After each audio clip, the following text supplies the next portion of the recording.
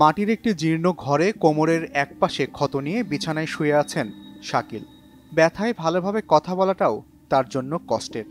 শেখ হাসিনার দেশত্যাগের খবর পেয়ে ৫ আগস্ট দুপুরে মিছিলে গিয়েছিলেন গাড়ি চালক শাকিল আহমেদ। সেদিনের মিছিলে সামনের সারিতে ছিলেন তিনি।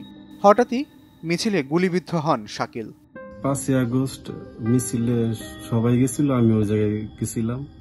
যাওয়ার পরে বিজিবির যে গুলি কি করছে এটা আমি জানি না। তো আমি প্রথমেই ছিলাম এই প্রথম সারিতে।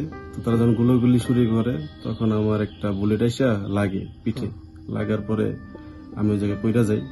পড়ে যাওয়ার পরে আমার ওই জায়গা থেকে ওই কয়েকজন লোক উঠিয়ে এক বাড়ির ভিতরে নিয়ে যাওয়ার পরে আমারে কোন রকম কাপড় দিয়ে বাইন্দা আমার বাড়িতে দিয়ে যায়।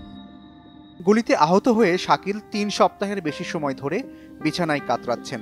একাধিকবার নানা পরীক্ষা নিরীক্ষার পর জানা যায় শাকিলের মেরুদণ্ডে আটকে আছে একটি বুলেট। অস্ত্রোপচারের মাধ্যমে সেই বুলেট বের করার কথা চিকিৎসকেরা বললেও শাকিল তা করাতে পারছেন না। ৪ থেকে ৫ লাখ টাকা লাগবে অপারেশন করতে।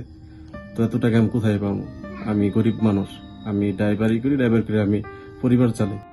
শাকিলের বাড়ি গাজীপুরের শ্রীপুর উপজেলার মাওনা ইউনিয়নের শিরিশগুড়ি গ্রামে। স্থানীয় এক ব্যক্তির প্রাইভেট কার চালিয়ে জীবিকা নির্বাহ করেন তিনি। তার স্ত্রী জানিয়েছেন, এই অবস্থায় খেয়ে না খেয়ে সন্তান নিয়ে কোনো রকমে দিন যাচ্ছে তাদের। উনি তো বেশ কিছুদিন যাবত উনি কাজে যাইতে পারতেছেন না। এখন কি আপনাদের চলতে কিভাবে চলেন? কষ্ট হইতেছে, আমাদের তো টাকা পয়সা নাই, আমরা তো চিকিৎসা করতে পারতেছি না টাকার কারণে। তা আমি একটু সহযোগিতা চাই। এই মুহূর্তে শাকিল ও তার পরিবারের চাওয়া অস্ত্রোপচারের পর তার সুস্থ ও স্বাভাবিক জীবন। সরকারি অথবা বেসরকারি সহায়তার আকুতি জানিয়েছেন তারা।